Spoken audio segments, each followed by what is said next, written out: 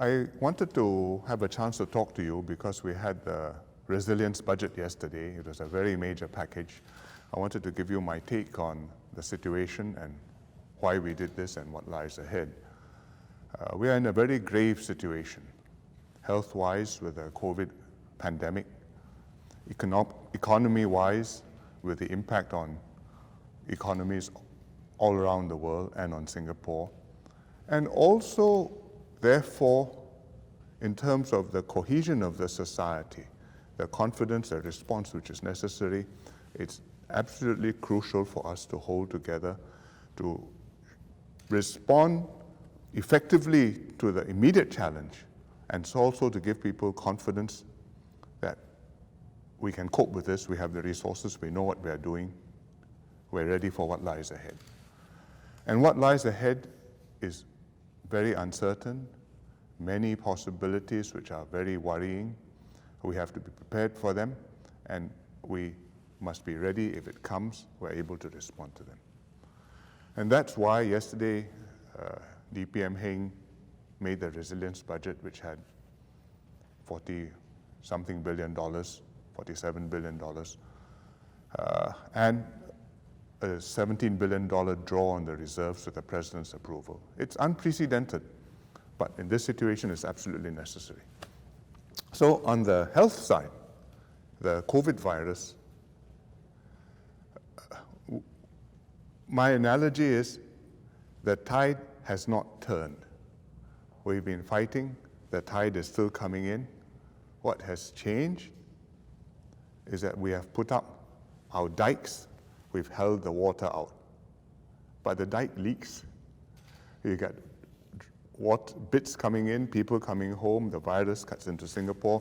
We have to keep a very vigilant eye on it continuously and make sure that every drop which comes in, we mop it up quickly before a drop becomes a rivulet becomes a stream, then I have a flood, then we are sunk.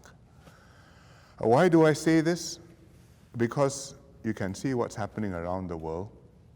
In China, they've had a tremendous outbreak with superhuman effort. They've brought numbers back down to zero. Now they are very, very worried about the virus coming back to them from other countries in the world. You see it outbreaking and taking off exponentially in Europe now. Italy, but also Germany, France, Spain, Britain. It's a very grave situation, and they are imposing drastic emergency measures, lockdowns. And Boris Johnson, as Prime Minister, tells his people, my instruction to you is very simple. Just stay at home. Because they've decided that it's not tenable to let it just carry on and burn out. They have to do their best to put the fire out, but it's going to be very hard. You see it in America, taking off now. Now the American numbers, I think, have exceeded or about to exceed the Chinese numbers. And still increasing rapidly in places like New York State or on the West Coast, crisis situation. And so in Chinese they say, 一波未平,一波再起. One wave not settled, the next wave has come. And this is not the last wave, because you look at other countries in the region who are very worried. India is very worried, Russia. Southeast Asia, Malaysians have locked down, the Thais have closed their borders, the Indonesians are also very anxious. This is all around us, and the waves are going to take many, many months and maybe more than a year or two to settle. And we in Singapore, we are sitting watching our dike, trying to keep ourselves safe and preventing any of this from coming in, and I have a situation which goes out of control. So I'm in this for a very long time to come, and to sustain this, I need everybody's cooperation, safe distancing, personal hygiene, cooperation when we are contact tracing, and discipline when people come back, stay home notification, stay home. And that way, we slow the spread of the virus.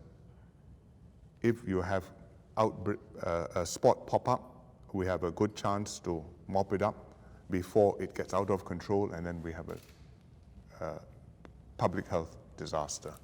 So I think the healthcare part is a very big problem. The economy part is also an unprecedented problem because it's so disruptive.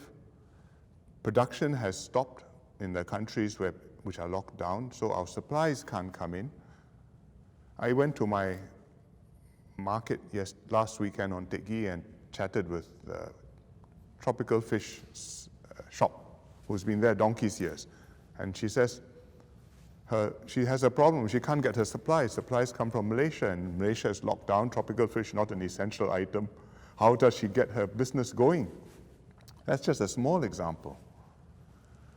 People are not moving. The goods are still flowing but impacted. But the economies are drastically down. America this week, their unemployment, people applying for unemployment benefits. Usually they have a couple of 100,000. This week they had 3 million people applying for unemployment benefits. So all around the world it's happening. That hits us. And in Singapore, it hits us particularly hard because we are so dependent on trade, and our industries like aviation, like tourism, travel, hotel, they are in, business has gone to zero. SIA's business is had gone down to 96%, by 96%. So it's come to a halt. So this is not going to go away in a hurry because we are protecting our borders until everything calms down. Other countries are doing that. In fact, China, having brought their cases down to zero, have now, instead of relaxing controls on their borders, have now put up more stringent border protections around themselves because they are dead scared of the COVID-19 coming back into China. And that's all going to affect the aviation industry as well as globalized economies like Singapore. And it's going to last quite a long time. It's not a V-shaped down dip. It's not a U-shaped dip. It's come down. If you're lucky, you can sustain it at a diminished level for quite a long time. If you're not lucky, it will keep on going down, and some pieces are going to have a lot of difficulty just staying in existence.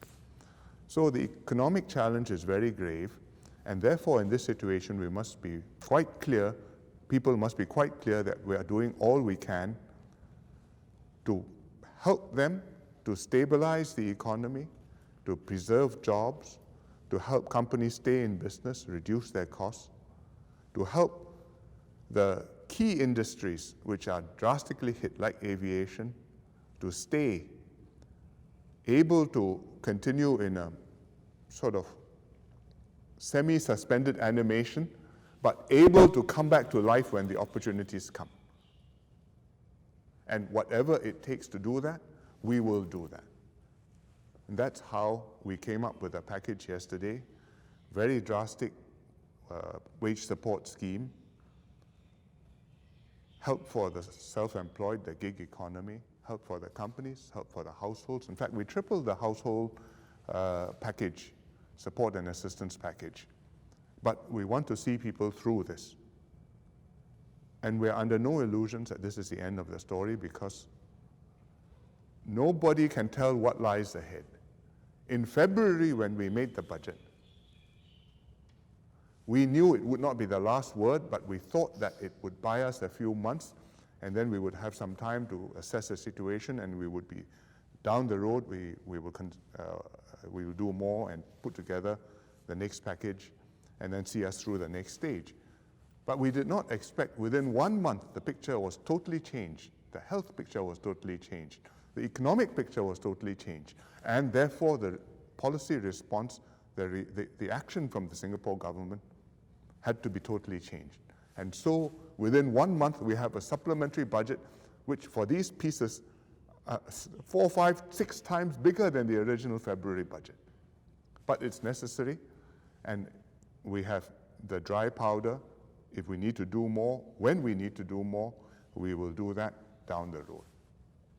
But even then, there will be uncertainty, there will be pain, there will be job losses, There will be cases of the COVID-19, and I'm sure along the way, as time passes, there will be further people who will not survive and will succumb to the disease. We have to expect that. There will be ups and downs.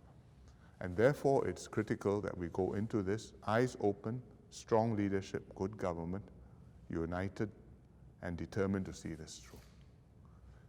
So that's what I explained to the President, but I didn't really have to say it in all that detail because the President is reading the newspapers and reading the cabinet papers, and she knows and she has her own feel for what is the situation. So when we made the case to her, she understood and she supported what we are doing. And that's what she said when, in her letter to Parliament, which the Speaker read out yesterday.